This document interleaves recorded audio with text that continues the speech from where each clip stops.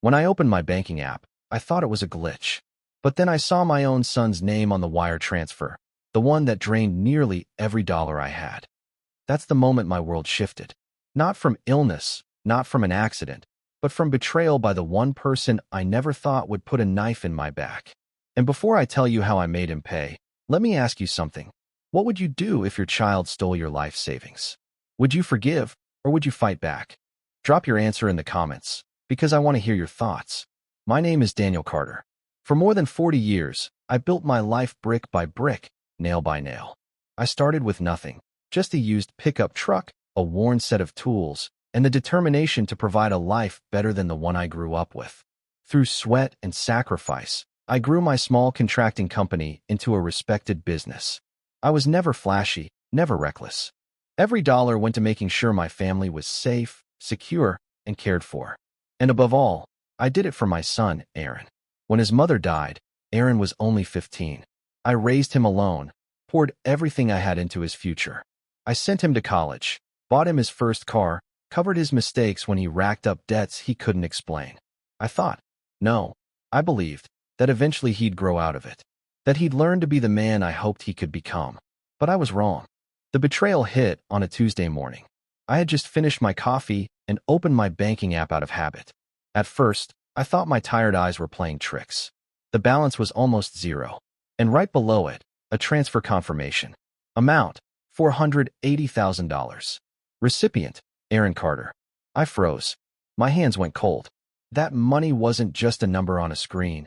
It was my retirement, my security, the safety net I had built after a lifetime of labor. And now it was gone, siphoned away in one keystroke by the very person I'd sacrificed everything for. I called the bank, frantic, demanding answers. The representative on the line was polite but firm. The transfer had been authorized, paperwork signed. My paperwork. But here's the thing, I never signed anything. That's when it hit me. Aaron hadn't just stolen from me. He had forged my signature. I should have called the police right then. I should have pressed charges, raised hell, done something. But instead, I sat there in silence, staring at the screen, my chest tight, my mind racing. Why would he do this? Was it greed? Desperation? Did he think I wouldn't notice? I didn't confront him. Not yet. That's not who I am. Instead, I made a choice, the same choice that would set everything in motion. I would play dumb. I would let him think I hadn't seen a thing. Because if my son thought he could rob me blind and walk away smiling, he had another thing coming. Later that week, Aaron came by the house. He was grinning, casual, like nothing had happened. He even slapped me on the back and said, "You should really think about retirement, Dad. You've worked long enough." I forced a chuckle. I nodded, and I pretended. But inside, I was already planning. Because betrayal this deep doesn't just cut, it cauterizes. It burns everything soft out of you and leaves behind only steel. Aaron thought he was the clever one, that I was old, clueless, and blind. But he forgot who built the foundation he was standing on. Stay with me, because what I uncovered next, about how far he was willing to go, shocked me even more. And if you haven't already, hit that subscribe button, because this story is only getting darker from here. I didn't sleep much after discovering the transfer. Every time I closed my eyes, I saw Aaron's name attached to those stolen dollars. $480,000 gone. But I wasn't going to storm into his apartment or demand answers. No, that's what he'd expect. He thought of me as predictable, the kind of father who would yell, forgive, and eventually hand him more money. This time, I decided to do something different. I went to the bank first. I asked for copies of the authorization paperwork, keeping my voice calm and my hands steady, even though I wanted to slam my fist on the counter. The papers came in a neat envelope. And there it was, my signature, carefully forged. Almost perfect, almost. I could see the tiny flaws no one else would notice. The hesitation in the D of my name. The faint difference in the curve of the C. Someone had practiced, studied me, copied me stroke by stroke. And that someone was my son. The bank rep gave me a polite smile, as if I should be relieved that the transfer had been approved without issues. I nodded and left, but inside I was boiling. If Aaron had the nerve to fake my signature for a bank transfer, what else had he been doing behind my back? I went digging. First stop, my office. Over the years, I kept every file, every deed, every insurance policy in neatly labeled binders. I flipped through them late at night when the house was silent.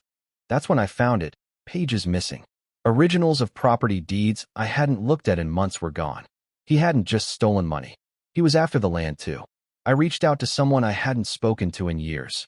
Robert, an old friend turned accountant. He owed me a favor, and I cashed it in. I handed him what documents I had left and asked him to check for unusual activity. A week later, Robert called, his voice sharp. "Daniel, your son's been busy. He's not working alone either." Those words hit harder than any punch I'd ever taken. Busy, not working alone. Robert laid it out for me. Aaron had been moving money into shell accounts, opening lines of credit under my name, even attempting to shift ownership of one of my rental properties. And the signature on those documents? Forged again. But here's the kicker. Another name kept showing up, Kevin Blake. Kevin wasn't a stranger. He was my nephew, my late sister's boy. I had helped raise him when his parents couldn't. And now, he was working with Aaron to strip me clean. Imagine that. Two young men I had clothed, fed, and bailed out of trouble teaming up like vultures circling a carcass. My carcass. I felt sick, but I didn't lash out.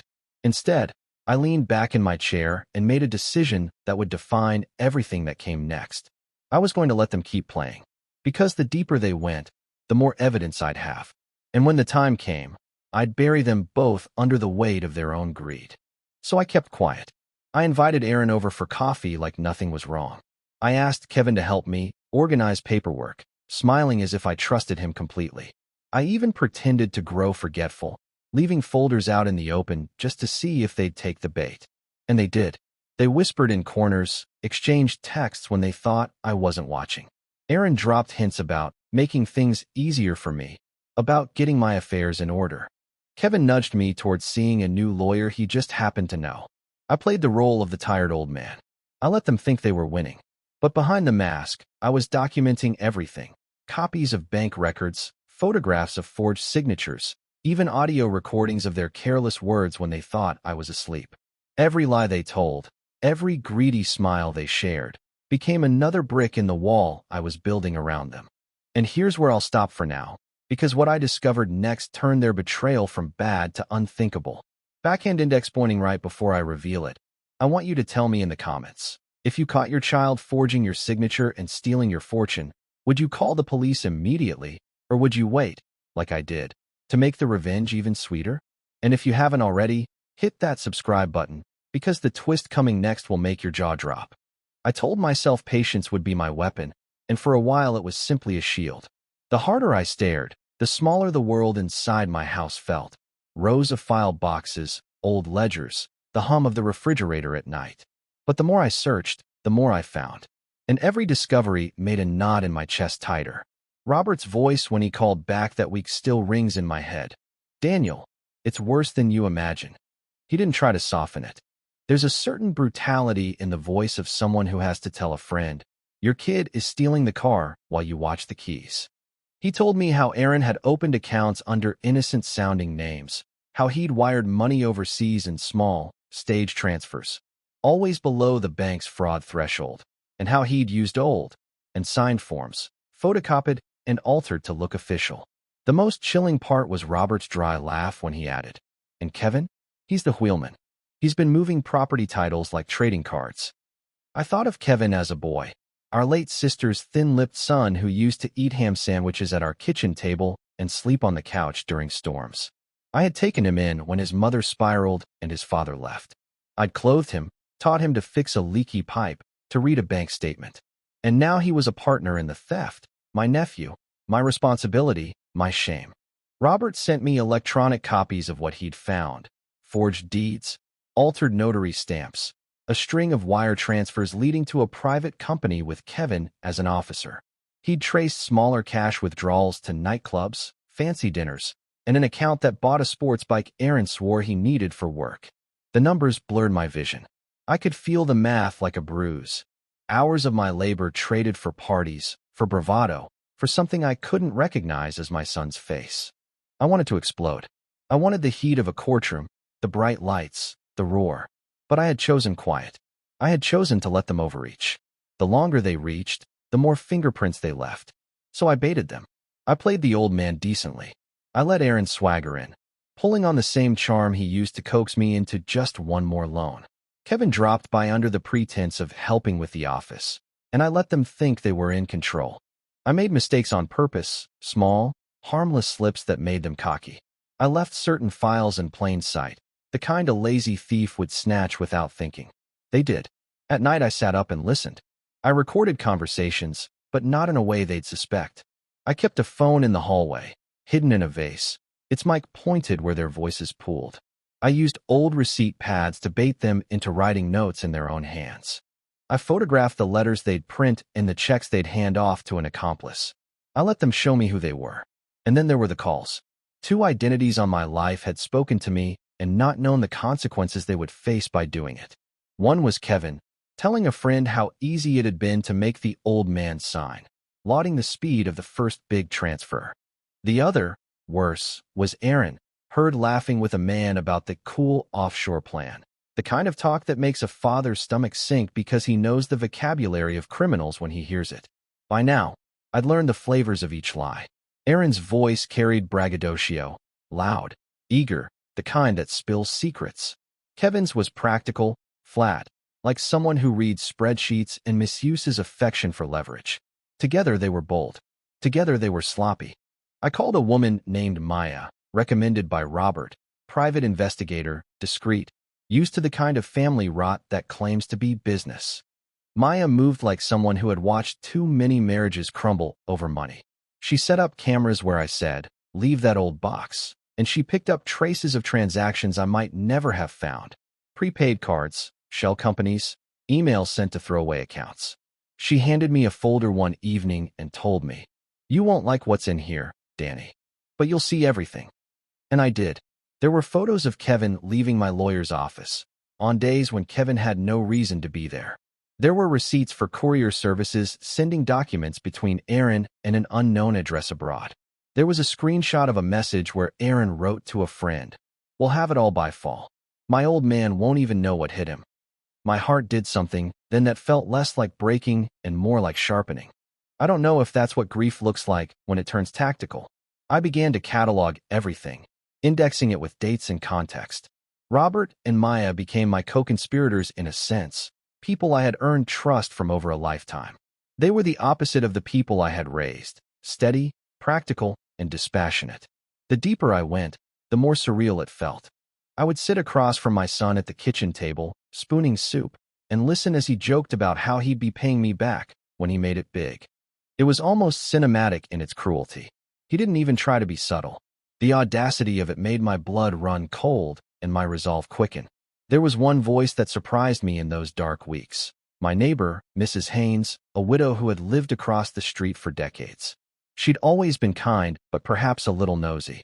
When she came to the door to return a borrowed ladder, I noticed her eyes flick to Aaron's gleaming watch, then to the stack of bank envelopes on my table. I told her nothing. Later, her granddaughter mentioned offhand to Rosa, the investigator, that Kevin had been seen with a man I recognized from a property auction where I'd been a bit years back. Small talk led to small details, which led to bigger leads. Everything congealed into proof. Not yet the kind you take to the police, because I planned the scene differently. If I went to the cops, Aaron would run. He'd spin stories. He might flee with money I could never recover. I wanted him to stay. I wanted him to feel safe, so his confidence would spill more secrets. That was the trap's cruel poetry. You do not bury a man while he digs his own grave. So I kept at it. I made the house feel comfortable to them, like a nest they could return to. I let them smell victory. They did. And while they celebrated, the ledger grew heavier. Every forged signature, every phantom invoice, every hurried notary stamp, all of it folded into a dossier that would, in the end, be impossible to deny. There were nights I woke and wept into my pillow. I had raised this child with everything he'd needed. I had carried another man's son through storms and ruined my sleep for years to give him chances. Now those chances were used as blueprints for betrayal. The pain was sharp, but beneath it there was a reddish thread of something colder. Not hatred exactly. A clarity. A sense of proportion. If I was to save the life I had made, I could not be sentimental. I had to be surgical. I kept looking at the screen with Aaron's name. The $480,000 still burned there, a ghostly number in my head. But I no longer wanted it simply returned. I wanted justice, not in the sense of vengeance for pride, but in the sense of a ledger balanced by truth. For that I needed evidence, witnesses, and time. And time I was finally ready to spend. Once the dossier grew heavy enough to sink a ship, the next work began, transforming a pile of truth into a legal and social cage. You can't strip a man of his appetite with a whisper. You need documents stamped, witnesses recorded, ironclad structures that courts respect. I'd spent half a lifetime learning trades with my hands. Now I would learn the trades of law and patience. I called Jessica Moore, a lawyer whose name Robert had given me. She had the kind of calm voice you hear in depositions, the kind that parses lies like sentence diagrams. We met at a diner that smelled of burnt coffee, and she listened to my story without flinching. When I slid the Maya and Robert folders across the table, she went still, then said, "We'll need to make this unassailable." Jessica began the work that would make my quiet revolution possible. She helped retitle properties into irrevocable trusts before any more transfers could happen. We opened new accounts with multi-signature requirements. We formalized public pledges, small but visible gifts to the community in my wife's name, so the money's new purpose would be clear and defensible. We filed notices that certain assets were non-transferable without court oversight. In short, we turned the estate into a fortress that would not yield to forgery or false notaries. But law alone doesn't change hearts or stop lies from spreading. People buy sympathy tickets at the theater of betrayal. So we built narrative armor. Jessica suggested a slow public-facing campaign, press releases about scholarships, letters to the church about community building, small speeches at the Union Hall where I'd worked for decades. I read those words and felt ridiculous. An old contractor turned philanthropist overnight. But it worked. People heard the story of a man giving back, not the story of a man whose son had taken $480,000 and ran. At home, I tightened my interactions with Aaron and Kevin to the frame I wanted. Play friendly, play oblivious, then catch them when they'd made the next mistake. We left certain documents visible, drafts that would mislead a greedy eye. I called Kevin over to help sort old property records and left an unsigned, deliberately ambiguous document sitting where hands might fumble. He touched it. He spoke aloud about how this or that could be moved. Maya, listening at the window, recorded his voice. Another checkbox ticked. Service providers became allies in unusual ways. The notary who'd stamped one of the forged deeds, when approached carefully, told us he'd been paid cash and asked to sign quickly. He was embarrassed and willing to cooperate when given the chance to correct a mistake, especially in front of legal counsel. That kind of human failure is the weak link. Predators pride themselves on clean hands, but there's always a seam. We also presented a public picture of me that made their deeds seem not only illegal but monstrous. A man whose money was directed to scholarships for kids whose parents had walked out, to a fund for apprenticeships for young tradespeople, to a scholarship in Aaron's mother's name. Something that would be difficult for a judge to undo in the name of familial entitlement. That moved public sympathy to my side, and public sympathy counts. One evening, Kevin showed his face at the office with a grin too bright for the room. He thought he'd found a gap. He'd found a courier willing to freight a last set of documents. But when he handed them across the desk to finalize a transfer, Jessica lifted her eyes and said, cool as a blade, "We'll need the original notarized copy and the witness signatures." Kevin's voice faltered. He stammered. The courier fidgeted. It was in that moment I watched something collapse. The hubris that thought a forged signature could rewrite a life. While all this legal scaffolding rose, I kept doing the cruel thing. I let them get comfortable. I returned a call from Aaron asking for advice on making the money grow. I met Kevin for coffee and asked about his plans for the property he pretended to own. I smiled while the two of them taught me the current slang and offered me cheap stock tips, because when a predator talks, they expose their map. And I had that map, now mapped twice over, with timestamps, witnesses, and the threads that would secure a conviction. The toughest part was the quiet days between. Justice isn't fireworks. It's cold paperwork, strategy, and a willingness to keep the hurt contained until the day proof can be shown. I rewired my personal accounts, moved the remaining funds into accounts requiring my biometric signature, installed a second lockbox where the deeds rested. I set up redundant backups for every file Maya and Robert had given me. Some nights I woke and checked them like a worried father again. But this time not for fear of loss, but for fear of missing the moment when the trap would snap. It wasn't cruelty that drove me onward. It was a need to make truth exist in a world where lies had been made pretty. If Aaron and Kevin believed they could fabricate reality because of the intimacy of a family, then the only language they'd understand was the blunt one of law and consequence. When the final layers were in place, the trust signed, the public announcement scheduled, the forensics confirming the forgeries, Jessica said, "We could expose them now and put them in cuffs, but there's another option. Bring them in for a meeting. Let family watch as the truth is delivered. The social result might be worse for them than any jail sentence." She smiled at that last part with the calm of someone who saw the court of community as a second courtroom. I thought about it.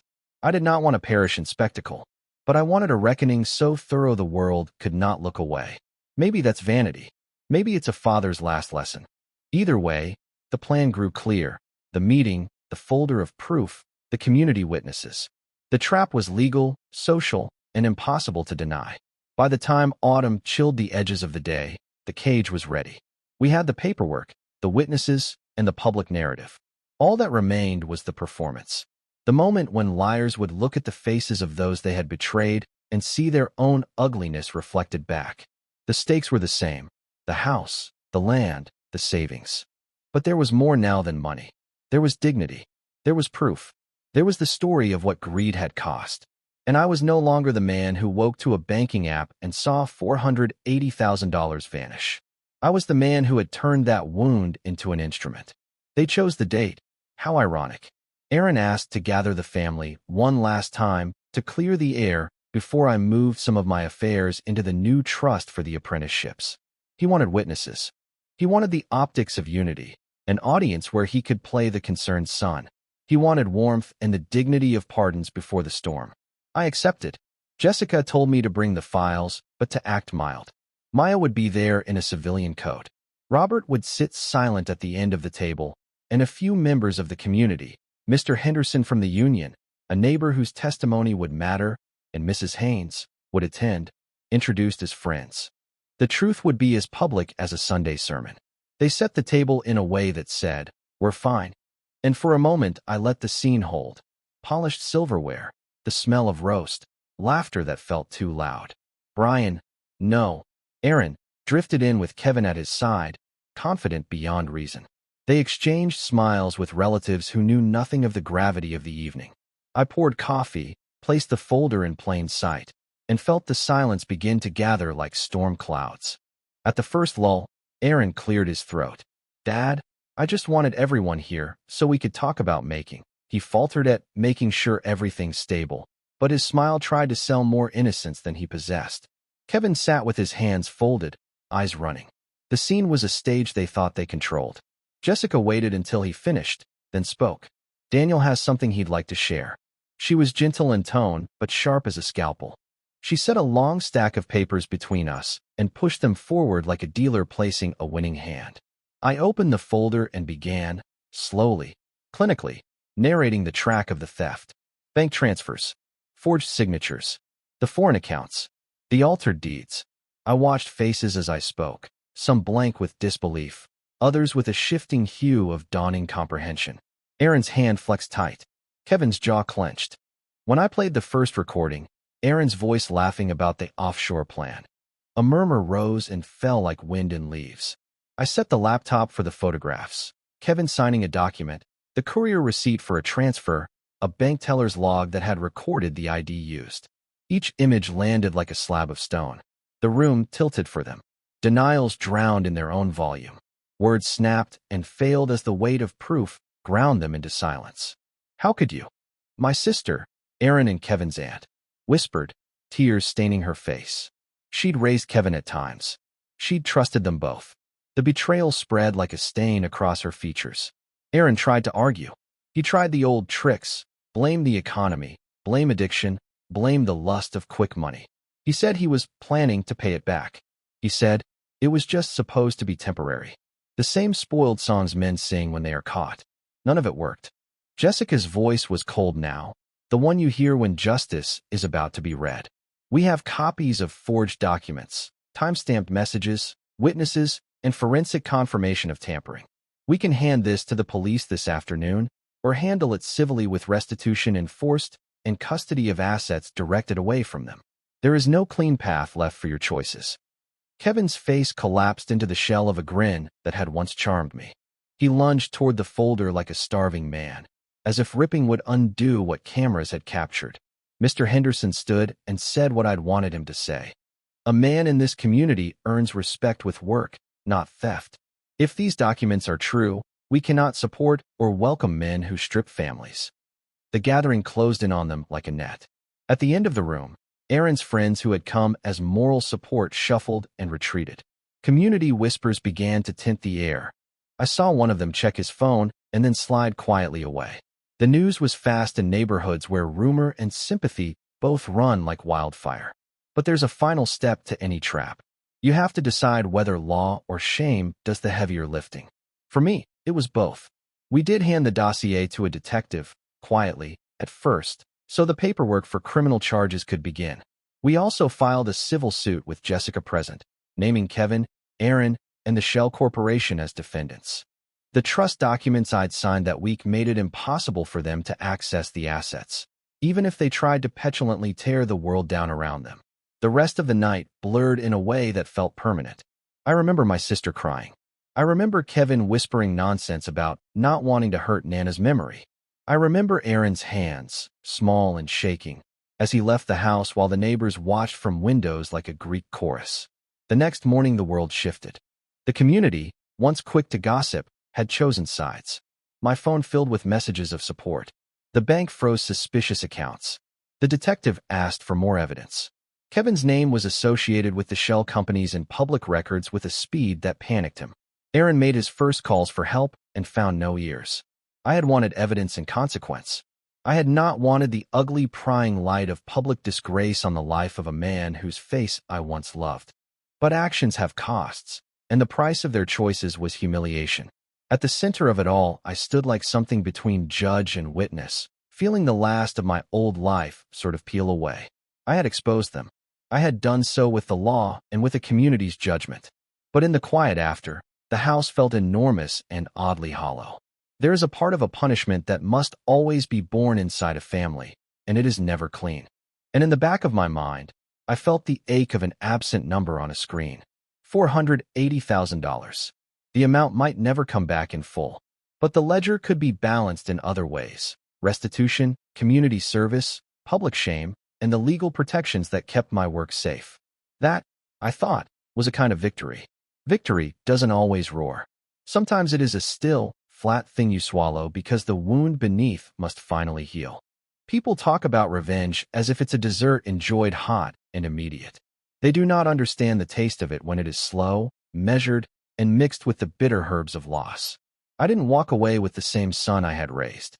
I walked away with evidence in a folder, legal papers stamped and filed, and a house where the curtains seemed to hold echoes of arguments.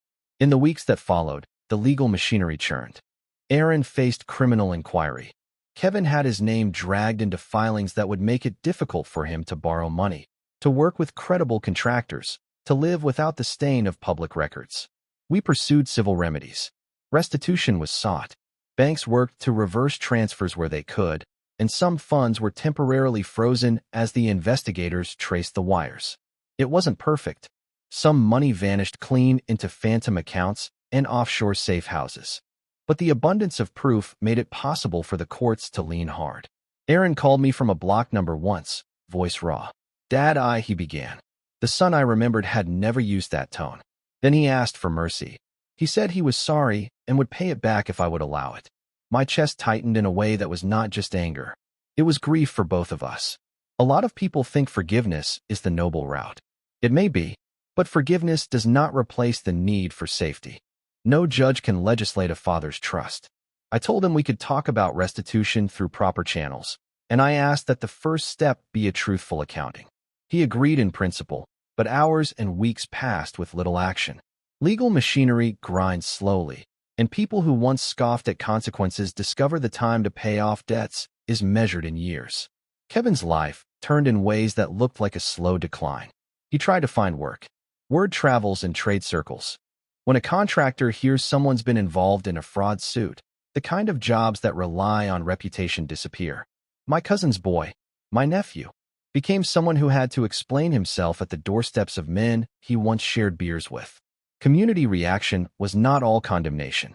A few of Aaron's friends reached out to me privately, ashamed. One offered to mediate, another offered to help with a payment plan. I accepted the gestures cautiously. The world is not binary. People are complicated. So was I in that period, angry and tired, resolute and lonely. There were darker nights. I would find myself staring at the banking app and wondering if chasing punishment had cost me something deeper, the last vestige of a father's unconditional love. I found an old photograph of Aaron as a boy, holding a fish he'd caught on a July morning, face smudged and priceless. That photo sometimes sat on the mantel like a stone I couldn't throw away.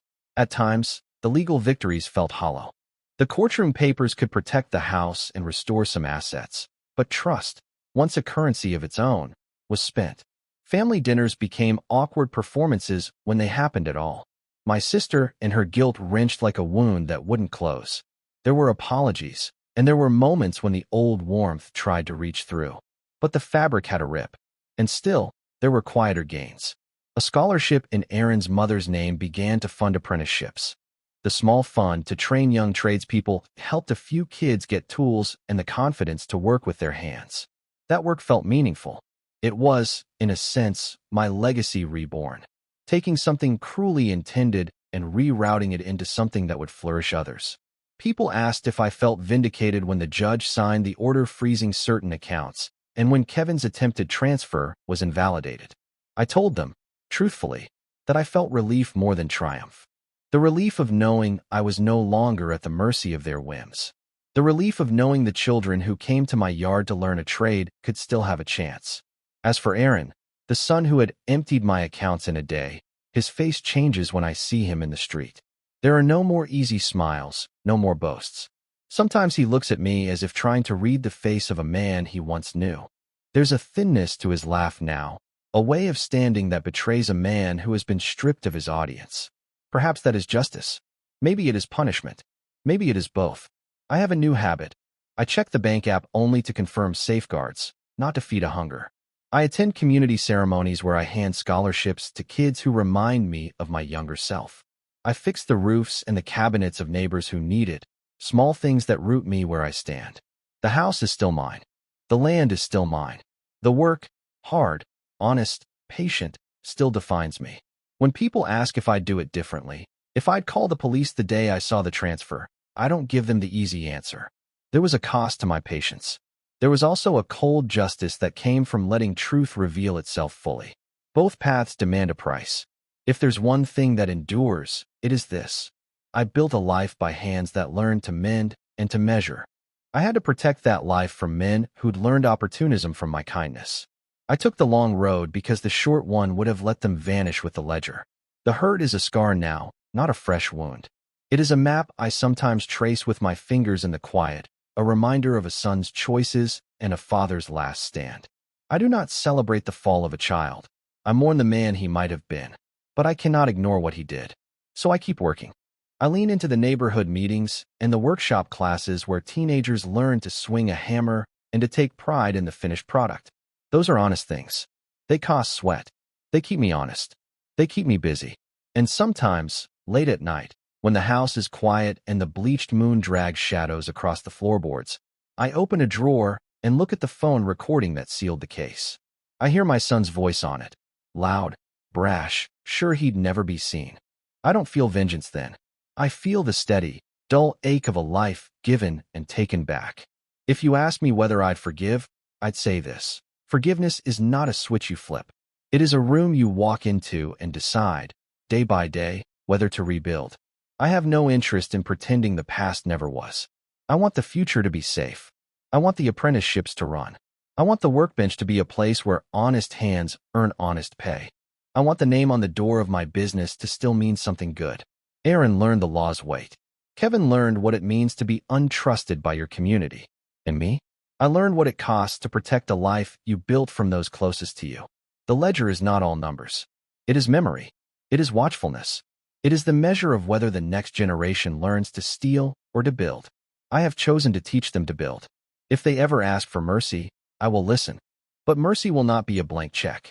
It will be a ledger too, restitution, time, and a long road of work to repair what was broken. So that is where I stand. Guarded, somber, and strangely lighter than I was the morning I saw my banking app and found my son's name blinking like a betrayal. I wanted him to pay in more than dollars. He did. And when I tell this story, I don't ask you to choose sides. I only ask you to remember that sometimes the people we love can hurt us the most, and that sometimes the only way to protect what matters is to make the truth visible, no matter the cost.